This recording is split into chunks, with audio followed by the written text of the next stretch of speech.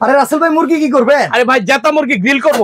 Grill করবেন? একদম এই যে দেখেন ঢুকাই দিলাম ভাই। তেল তুল মশলা কোনো তেল লাগবে না ভাই, জাপান থেকে এয়ার ফ্রাই চলে আসছে। আচ্ছা, মাত্র 10 মিনিটে গ্রিল হবে। মাত্র 10 মিনিটে? মাত্র 10 মিনিটে গ্রিল। কেমনে কাজ হয় ভাই? এই যে এমনি কাজ হয়।